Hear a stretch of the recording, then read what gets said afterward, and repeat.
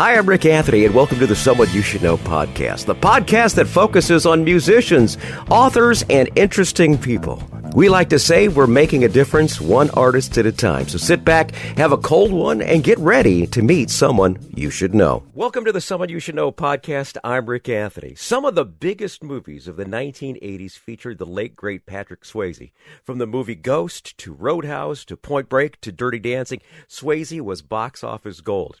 The other part of the Dirty Dancing equation happens to be my guest. From hanging around with Patrick and his wife Lisa, to scoring TV themes, to award-winning photography, this guy has all that and more arrows in his quiver. Will you please welcome the multi-platinum composer, keyboardist, and photographer, my new friend, Stacy Widelitz. How you doing, Stacy?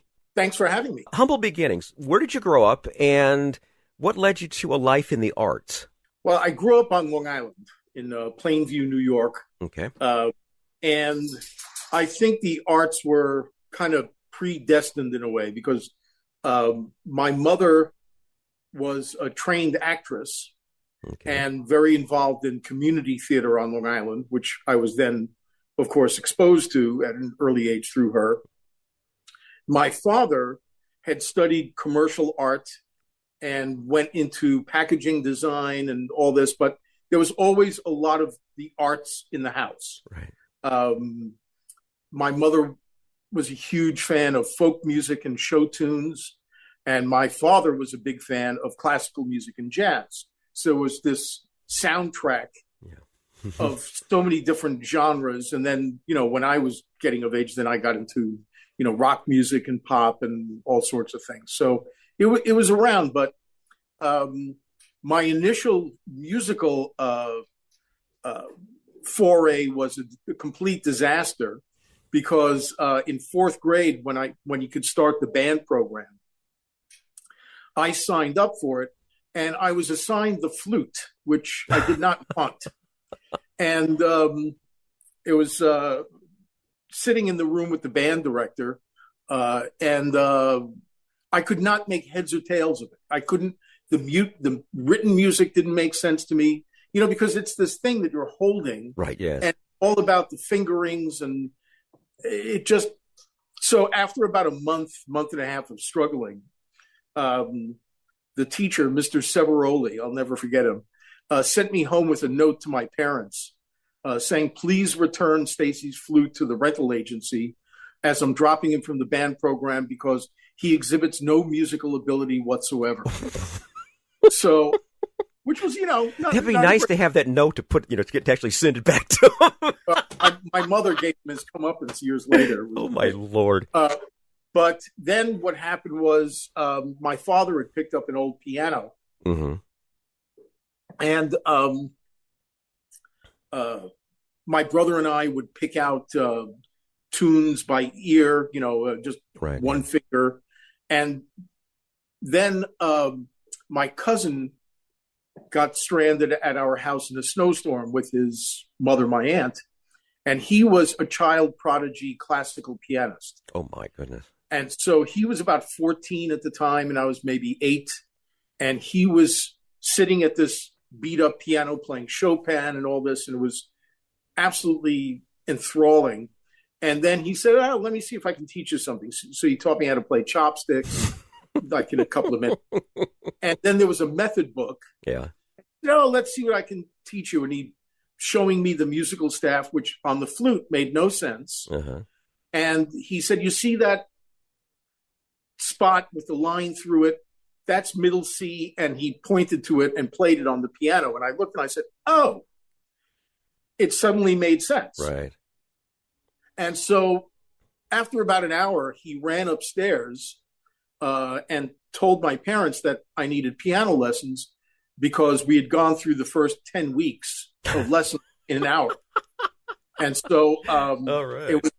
it was just almost kind of predestined in a way that was going to be the path. But, then when I was about 12 or 13, that's when I started thinking about that, much to the consternation of my parents. But that then became the path. When I was about 13 was when I really made the decision. Right. Now, the only benefit of having a flute is the fact it's a lot lighter carrying home from school. That's, I think, the only benefit there. that was that. Matter of fact, years later, when I had my 125-pound Fender Rhodes piano on a truck, loading it into the back of a station wagon, my father would sometimes say, "You should have stuck with the flute." So, I'm glad you were able to get something out of your piano lessons. I had piano lessons for several years, and I could read the notes, but I could just not make the music for whatever reason. I just didn't have the rhythm to do it. My version of Stairway to Heaven, legendary, because it sounds nothing like the original. So, now, by the age of 15, you were already part of the local 802 of the American Federation of Musicians playing on Long Island. What do you remember from those early days of playing in those clubs? well, it was, first off, I was underage. Because it was you had to be 18 to play in a restaurant or bar that served alcohol. Right. The band that I was in, it was a quartet: sax, piano, bass, and drums, and I was playing piano.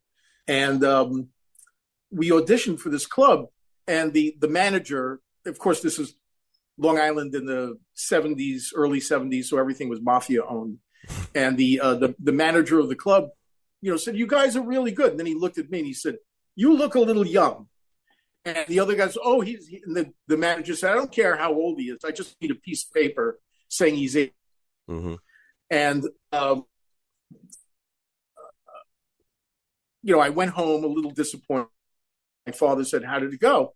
I said, "Great. They want to hire us, but they can't because I'm underage." And so he asked how much we paid, and it turned out to be, a pretty decent amount for a 15-year-old kid at that time. Absolutely. And my father, who had this background in commercial art, said, "Well, let me see." So he disappeared in the basement, and a couple hours later, he came up, and he had my birth certificate, and he had altered it. And he made me 3 years older. There you go. And you could not tell. I mean, he had a second career ahead of him as a forger. It was really amazing. So we went back to the place, and I showed him the birth certificate, and the guy said, "Fine." And it was like this revelation, because we were playing Fridays and Saturdays from 9 p.m. to 1 a.m. And it was waitresses in black leotards and drunks at the bar and the whole thing. And it's like at that age, it was just like this whole world opened up before that was just fascinating on the one hand, and just like, oh my God, so this is what adults do. Yeah, it was amazing. I know a lot of the people, when I asked that question as far as why did you get in the music business, and a lot of them said because of girls. At being 15 and playing those clubs, did the girls come on to you and say, "Oh, you're so cute" type thing, or anything like that? No, because that's always reserved for the guitarist or lead singer. Okay, yeah. The piano, it's the piano players never get that type of, maybe Harry Connick Jr. Yeah, or Elton John. Yeah, but yeah, I mean, and it was weird, because I was very, very young. I mean, I was really, when I think back on it, and I see 15-year-olds now, and it's like, wow, imagine that 15-year-old kid playing in a club like that. Yeah, yeah. At the age of 24, we skip ahead to about 9 years, you scored your first national TV theme. It was the Richard Simmons Show theme, and then you moved to L.A. Can you take us through that time frame? Yeah, what had happened was I had met a great singer named Wendy Fraser. We were both playing for a cabaret show in New York City. Me on piano, she was a backup singer on it. And we started seeing each other. And her father was a television producer. And I met him through her, and I played him. I was already writing stuff for a number of years. I was writing music for a studio in Connecticut, doing industrial shows and educational films, and even some local jingles. Mm-hmm. I played him some of the music that I was doing, and which he liked very much. And then he gave us the chance. He said, "I want you and Wendy to take a shot at the theme for a show that I'm producing." And he said, "But here's the deal. I'm not giving it to you." He said, "Whatever you come up with," he said, "I have to like it. My wife has to like it because she's co-producing. The star has to like it, and the syndicator has to like it. So he said, if all four like it, then you get it. And so Wendy and I came up with something, and we played it for him over the phone. He was in LA, we were in New York. And there was this pause, and he said, wow, that's really good. And then he put his wife on, we played it for her, and she said, wow, that's really good. So we sent a cassette of me at the piano and Wendy kind of singing it just like do, do, do, do, you know, and everybody liked it. So we got it. Wonderful. And I remember he called and he said, yeah, you nailed it. We're flying you into LA Thursday, and we've hired musicians, and you know, we'll record the theme. And that was honestly a little terrifying because we're outside my comfort zone. And but that was the Richard Simmons show. And then the show became a hit, which we didn't expect. Yeah. And Wendy and I started to talk, and we realized, you know, to capitalize on this professionally, we need to move to Los Angeles because that's where the show is based. And that would be our wedge into the industry. And so we did. In the following year, I was 25 and she was 24. We made the move to Los Angeles, not expecting to work again for months and months because it's tough to break into. Right. But we actually booked another theme within 3 weeks of arriving. Wow, that's a blessing. That seems, seems like you had all the planets in alignment. I got to ask you, at what point did you meet Patrick Swayze and develop a relationship? I'd been living in LA probably about a year and a half, maybe even a little less. Mm-hmm. And what happened was I had a friend from back east who was living in Los Angeles, who was a very good actor, especially in musical comedy. And he knew that I was a good accompanist. Matter of fact, I think I played some auditions for him. And because I did a lot of cabaret work when I was still living in New York. So he called me and he said, hey, I want to do a scene in my acting class from Shenandoah. Would you play piano for me? And I said, yeah, sure.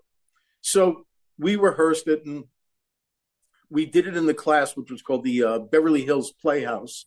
And the teacher was a famous teacher in LA named Milton Katselis. And there were about 60 students in the class, and there was a young Alec Baldwin was in the class. Tom Selleck was in the class. Wow. Jeez. President Reagan's daughter was in the class, Patty. So it was, you know, all-star. And we did the scene, and it went very, very well. And it turned into a discussion with the teacher, and he involved me in the discussion about musical theater, which I had, you know, background in.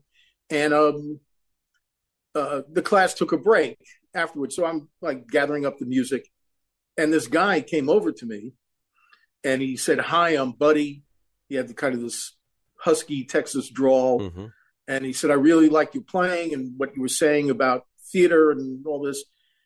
And I looked at him and I said, you know, you look really familiar. Mm-hmm. And he said, well, have you seen The Outsiders? And I said, no. And then he said, have you seen the show Renegades? And I said, no. And I said, it's not that kind of, it's like I've seen you around familiar. Mm-hmm. And then this blonde woman came over and he said, this is my wife, Lisa. And I said, okay, now I know. The two of you are always working on a black 240Z on La Jolla Avenue on the weekend. And they said, yeah, how do you know that? And I said, I live right around the block from you. Oh, I pass you I said, I'm 2 houses away. And that was Patrick Swayze, who everybody in his family and friends knew as Buddy. Mm-hmm. So he and Lisa and Wendy and I would hang out, talk about music, and we'd go out to eat. And so we became fast friends. And that's what led to us working together. Wonderful, wonderful. Now, you wrote a song that was supposed to be in one of Patrick's movies, but ended up in another. Can you tell us how the song She's Like the Wind ended up on the Dirty Dancing soundtrack? Yeah, well, he called me one day, and he knew I was writing music for television, and he said they're looking for songs for this movie that he was doing called Grandview USA with Jamie Lee Curtis and Tommy Howell. And he said, I've had this idea for a song for a while now, but I can't get anywhere with it. Do you want to work on it with me? So I said, yeah, sure, coming over. So that evening he came over with his guitar. Again, he lived around the block, so it was just a matter of walking over. And he was in bands in high school and had done Broadway, so he had a musical background. So he had 2 chords and a lot of lyrics, like 4-line stanzas. Mm-hmm. And so he sang, what he had in the opening 2 lines were, she's like the wind through my tree, she rides the night next to me, which I found intriguing. And then I didn't like the 3rd and 4th lines. And he said, well, what would you say? And so I just said, she leads me through moonlight only to burn me with the sun. And he said, what does that mean? And I said, I don't care. Just write it down. And then we started to move it musically. And then at the point, I think it was a day or so later, when we realized that She's Like the Wind could actually be the hook and the title and not just the opening line, mm-hmm. then it all came together. And we did a really good demo of it at the time with him singing it. I programmed the synths, brought in a guitarist, and then Wendy did some backgrounds and this like little duet with him at the end of the song. And, the producers of the film liked it, but ultimately it was not used in the film, and which was a blessing because nobody remembers that movie. Yeah, I know. I had to look it up myself when I was looking at these. Yeah. So it sat around for a couple of years, in demo form. And then when Buddy was on the set of Dirty Dancing in North Carolina, he played it for the producers and director, and they all loved it and saw its potential as, a big ballad in the film, and, big ballads sung by their star. And so they picked it up for the Dirty Dancing soundtrack, and, which not very exciting at the time because the word on the street was the movie was going to be an abject failure and spend 1 week in the theaters, then go straight to video. And then it just exploded. Yeah, it sure did. I don't know how many times my late wife and I saw the movie when it was in the theater first, and then, of course, when it did pop up on video, we saw it, of course, a couple more times. The soundtrack went crazy, too. I mean, that was one of the top soundtracks of the year, It was one of the top albums of the year, yeah. It's actually I think it's in the top 30 biggest selling albums of all time. Oh, yeah. So that song got a lot of airplay. I know for a fact because I played it a few times in 1988 myself. You wound up getting the BMI award for it. 4 million plays. At least more than that because, of course, it's still being played now, but at the time, yeah. We think it's within a year or so of hitting 5 million airplays. Jeez. Wow. Which is truly astounding. And when that, BMI does a beautiful certificate when you reach 1 million airplays. So when the 4 million was presented to me, it was great. It was at Nashville Film Festival when I was president of the festival. And it was presented to me on opening night of the film festival because it happened to be in a movie called 500 Days of Summer. And that was our opening night movie. And my song was in the movie. And the director's standing next to me, and he said, I suppose Nashville is the only place where the president of the film festival has a song in the movie. And I said, yeah, it is. That's amazing.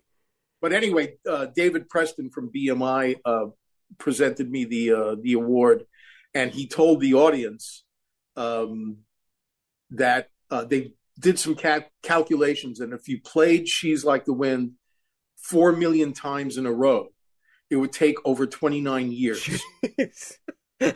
So that was pretty. Wow.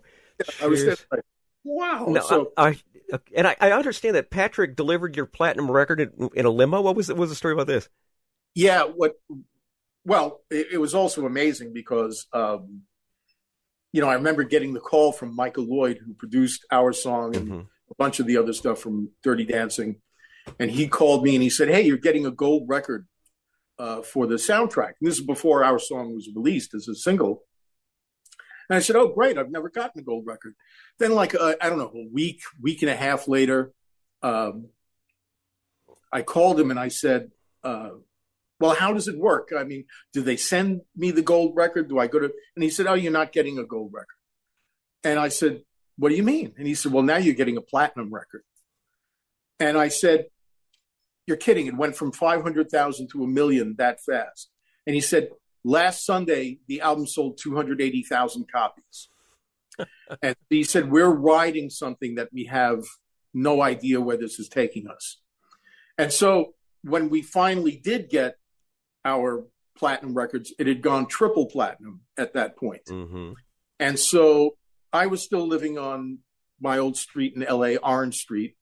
And Buddy and Lisa had moved to a small ranch a little north of LA. And by accident, they sent him both his record and mine. So he called me and he said, "I've got your platinum record. I'm going to be in your neighborhood tomorrow. Can I, I'll drop it off to you." So I said, "Oh, okay, great." And at this point now, he's like the biggest star in the world because of it was a phenomenon. So the next morning I hear this noise outside on the street and somebody yelling and, honking. And I went to the door and there's Patrick in a stretch limo standing up through the moonroof, and he's holding my record over his head and he's yelling, and everybody in the neighborhood knew him because he used to live there. Yeah. And he's yelling, "I want you to know that your neighbor, Stacy Widelitz, is receiving this platinum record today, triple platinum for the soundtrack to Dirty Dancing. And because of our song, she's like to win." So that's how awesome. That is so memorable, so special, so very, very special. And we're going to do some more Patrick stories in a bit, but I got to ask you, when was the last time you saw him before he passed in 2009? I saw him. I was lucky enough to have dinner with him in 2007.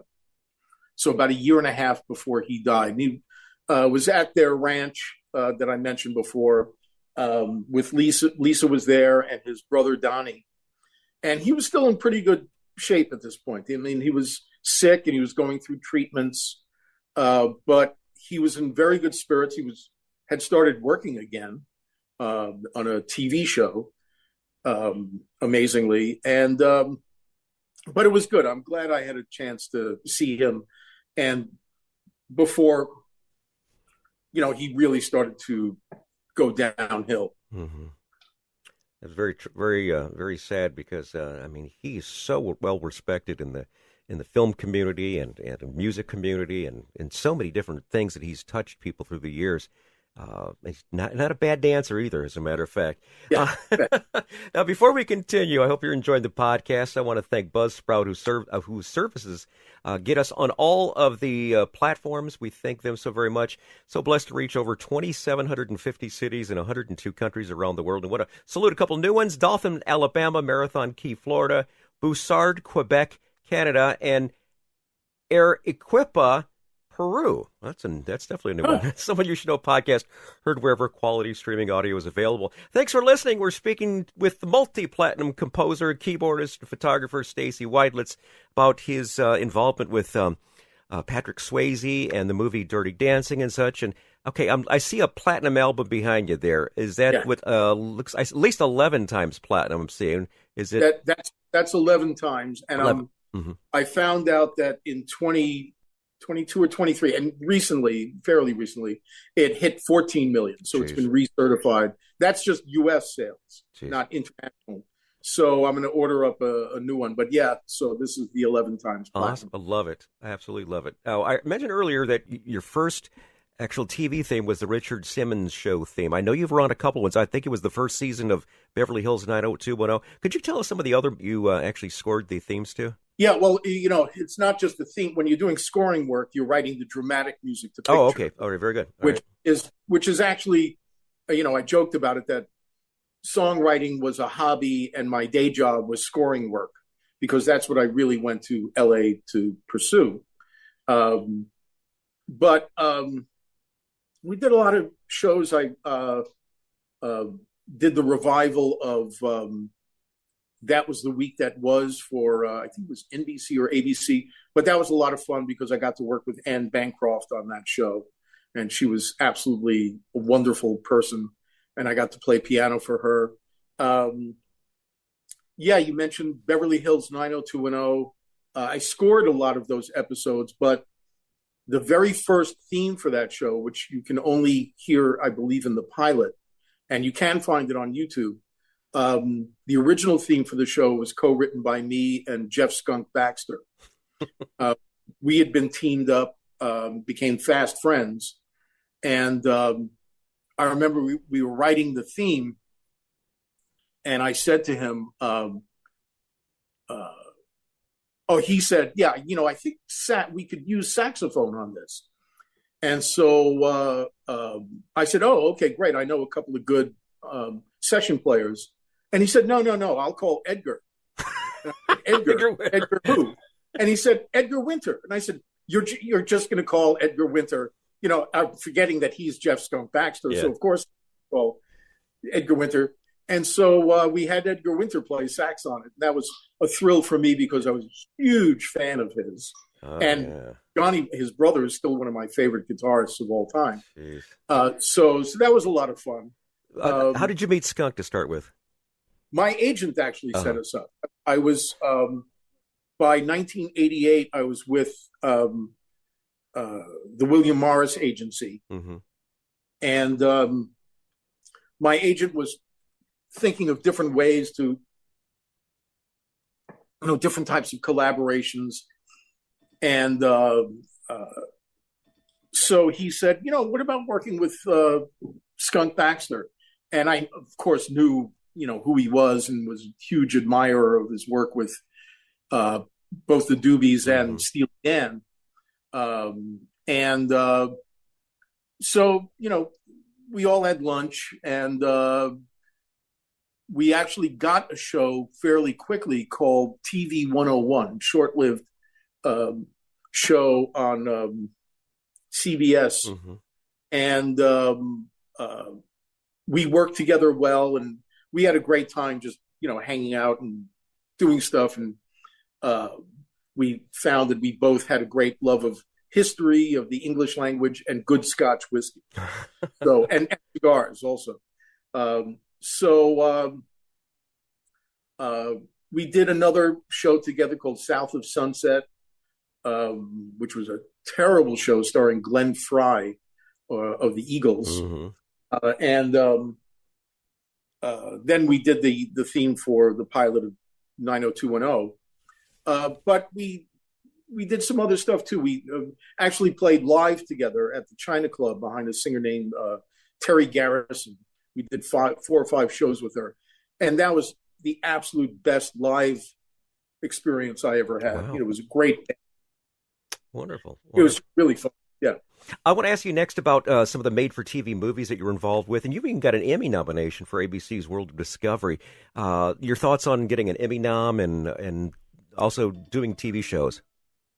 Yeah, in the late 80s, I had done some features. I was kind of typed into doing suspense and horror because of the student film that I'd scored that was a 12-minute kind of classic 1950s suspense film, but it was a great movie that ended up winning 30 awards, including a Student Academy Award.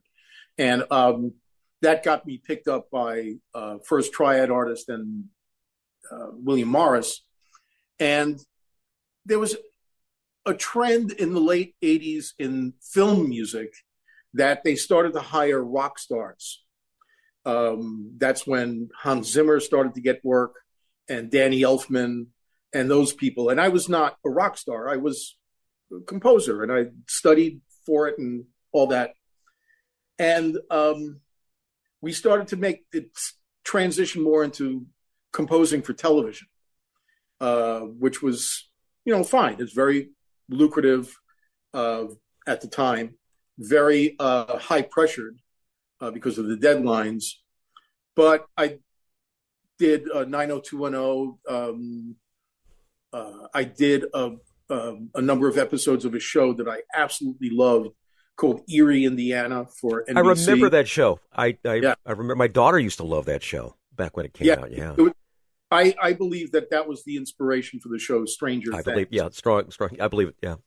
Yeah, because it was like the Wonder Years meets the Twilight Zone. Yep. And it was a really fun show. I did a cartoon series for ABC called Crow, which was incredibly difficult because of the deadlines. And then I got hired to do a documentary for ABC for their production company called ABC Kane, which was produced The World of Discovery, which was like ABC's version of National Geographic. Mm-hmm. So I did one for them on the migration of the wildebeest, which was a beautiful show narrated by James Earl Jones. And then I did one on the Australian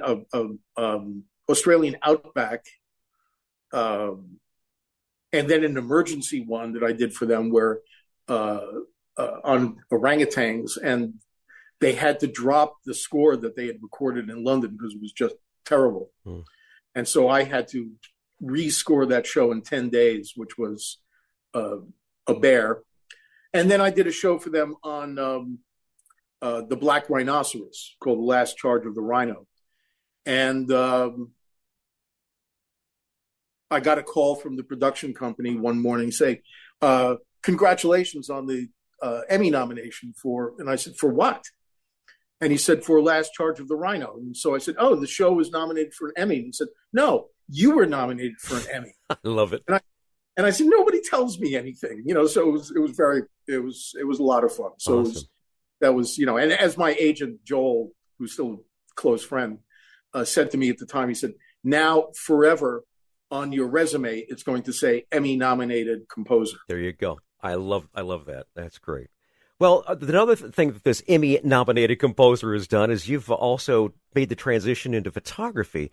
You've won accolades for your noir-inspired style, and being a photographer myself, I've seen some of your photos. It's very, very nice. Very, very nice. Yeah. My wife, Leslie, big into black and white, so she really, like I say, she's a Nikon girl. I'm a Canon boy. What is your weapon of choice, Stacy? Sony. Oh, okay. All right. My big boy camera, as I call it, is a Sony A7R3, full frame, mirrorless. Right, yeah. Fantastic camera with a great black and white functions. And although that wasn't my first camera that I started using another model of Sony with a built-in lens that was medium format, medium frame format. And what happened, it was really quite almost accidental that I was on a songwriter workshop in Italy that a friend of mine had organized. And I went there as a student because it was being taught by Gretchen Peters, who's one of my favorite writers. She wrote Independence Day and Bust to St. Cloud for Trisha Yearwood and all that. And I wanted to explore more writing songs by myself instead of always collaborating. And she's a big proponent of writing by yourself. Anyway, so it was my first time going to Italy. And, I always took pictures with this little travel camera and my phone. And I thought, I need a better camera. So a friend recommended this Sony model, which was, like medium, probably like $400 or $500, something like that. So not ridiculous, but not cheap. And I got a week before leaving, and I noticed on the camera that it had this function, a setting called high contrast monochrome. So I put the phone into the camera into that, and I looked through the viewfinder, and all of a sudden everything was a black and white movie. And I grew up obsessed with old black and white movies, especially film noir like The Third Man and Maltese Falcon, the shadows and the lighting, and everything was just suited me. So I'm now in Florence on a free day, and everywhere I look, I'm like in this Fellini movie. And I started taking pictures of people instead of the buildings, and in cafes or on the street. And I posted some to my Facebook feed. And when I got home here to Nashville, one of my neighbors is a very fine photographer named Jerry Atnett. And I was walking my dog through the neighborhood, and this is in 2015, and he pulled up his car and he said, "Were you posting archival photos from Italy?" So I said, "No, if you mean the black and white, I took those photos." So he said, "You took those photos?" And so I said, "Yeah, why?" And he said, "Well, they're really good, and now you need to bring a camera with you whenever you travel."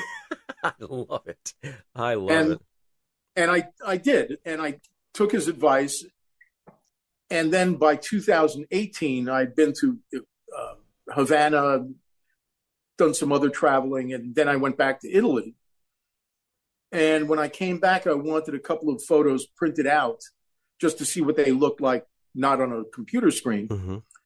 And so Jerry recommended a place to get them printed professionally. And when I went to pick them up, there was a woman, and she showed me the photos, and I said, "Wow, these look great." And so she said, "Did you take these photos?" And so I said, "Yeah." And so she said, "Do you have more like this?" And I said, "Yeah, a bunch now."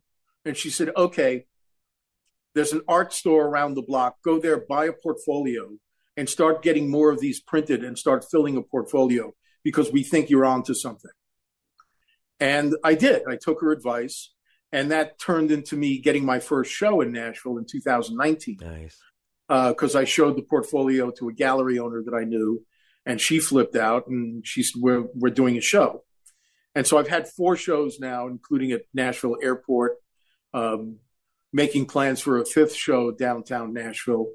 And in 2022, I went to Paris for the very first time, fell in love with the city, and now I've been there 5 times, and I've taken a lot of photos there. Now I'm working on a book with a poet I've become friends with in Paris. Wonderful. Yeah, so my photos of Paris with her poems based on my photos. Awesome. Very good. My wife Leslie and I went to London this summer, and I think she did about 5,000 photos, and she's still working on the collection. So hopefully one day those will be gone. I was big into high dynamic range photography. Was my forte. I used to take real nice photos of sunsets. That was something that really kind of brought me some peace as far as that goes. You mentioned your Facebook. Let's talk about some of the socials so people can follow along with where you are. You have a website, I imagine, and other socials, Stacy? Yeah, it's stacywidelitz.com. All one word. There's my Facebook feed, which you can find me just as Stacy Widelitz. But the place to really see the photos is on Instagram, which is at Stacy Widelitz. And I don't post pictures of food. I use it only for my photos. And it's become fun. Through Facebook has all these street photography groups, because that's really the genre that I work within. And that's getting involved in some of those groups has been great, because I've now met other photographers around the world. When I was in London, twice I've hung out with a great photographer there, Graham Long. And in Paris, I met a photographer by chance who used to be the principal photographer for Le Parisien magazine. And so we had lunch in October in Paris. And So it's been a lot of fun. And then I found this site called 1x.com, and I was told, oh, they have 200,000 photographers submitting on a regular basis. It's based in the curation site based in Stockholm. So I submitted one of my photos for that, and they published it right away. Was a surprise. So now they've now published 35 of my photos, and they've awarded 7 of them. Nice. You really have got a lot of creativity flowing through your blood there. That's wonderful. You're currently president of the Nashville Opera Guild. What are some of your duties as president? Well, I'm past president. Oh, past president. Okay. Yeah, but yeah, I got very involved in the arts community after moving to Nashville. I always say that there's a terrible mistake that you can make when you join an arts board, which is if you actually exhibit organizational skill. It's a very bad thing to do. So just be mediocre. Otherwise, they say you. And so I first got involved with Nashville Film Festival, and I was their president for a couple of years. Then a great chamber music group in town, Alias Chamber Ensemble, Grammy-nominated Alias Chamber Ensemble. Then there's an organization here called Leadership Music that I went through, and I was their board president. And then I served as board president of Nashville Opera. And the opera has an ancillary organization, which at the time was called the Nashville Opera Guild, which is now Friends of Nashville Opera. And I was asked to be president of that for a 2-year term. And I had a fairly heavy lift there because there was some bad blood between the guild and the opera organization.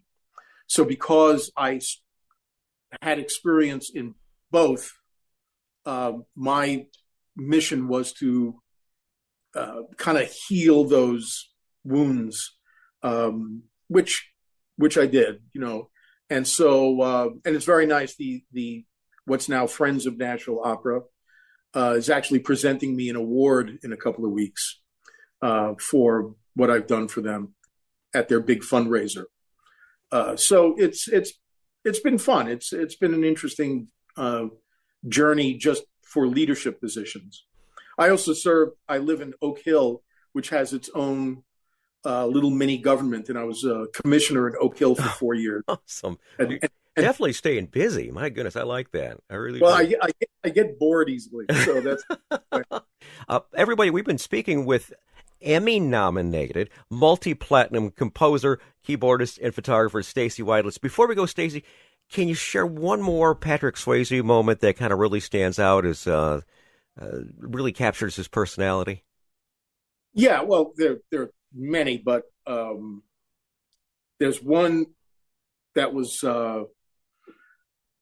very funny. Back in the 80s, he had the most stupid car. He actually owned a DeLorean. And this was when he was still living around the block from me. And he had done a movie. This is before Dirty Dancing. And he had done a movie called Youngblood. And they were shooting in Canada a lot because it was a hockey movie. And when he got back from that, I was in my apartment with Wendy. It was 1:00 in the morning, and the phone rang. And it was him. And he had a horse. He loved horses, he and his wife both. And he had a horse up the equestrian center about 45 minutes away in Glendale. So the phone rings, and he said, "Hi, it's Buddy. I just got in from Canada, and I just got to go see my horse. Will you come with me and go see my horse?" And of course, Wendy, who I was living with, was saying, "Who is it?" And I said, "It's Buddy. He wants to see his horse." And she said, "What?" So I said, I don't know. I should probably go with him. So we drive up there in his DeLorean, and he flips on the lights in the barn, and there are all these horses that are startled. It was like the scene in Equus with, the mist coming, the steam coming out of the noses. And he goes and he spends some time with his horse, hugging it around the neck and, all this stuff. And so we spend about 15, 20 minutes. And now it's like 2:00 in the morning at least. And we're heading back to the car. And it was evident that he had maybe had a couple of drinks on the plane and maybe even a tranquilizer or something. So he was a little wobbly. And he looked at me and says, I think you better drive us home. And I said, well, I haven't driven a stick since high school. Oh, no. And so he said, oh, it's fine. I'll teach you. So here it is, like 2:15, 2:30 in the morning. And he's trying to teach me how to put the car into reverse. And it's a DeLorean, so it's almost like you're lying flat. And it was really difficult. And I finally managed to get the thing going and drove back home in second gear the whole way. Oh, geez. So it was, but it's just such a great indication of who he is that it's like, oh, I'll teach you. It's like, no problem. But it was very funny. I told that story at his memorial, actually. Oh, wonderful, wonderful. We've been speaking with Stacy Widelitz. Stacy, it's been a real treat. Thank you so very much for taking the time out of your day and being a part of the Someone You Should Know podcast. Well, thank you. It's been a pleasure. Hi, this is Rick Anthony, thanking you again for listening to this episode of Someone You Should Know. Now, if you're an aspiring musician or an established musician that's looking for a little exposure, I invite you to drop us a line at someoneyoushouldknowpodcast@gmail.com. That's someoneyoushouldknowpodcast@gmail.com. Also, I invite you to tell a friend about the Someone You Should Know podcast.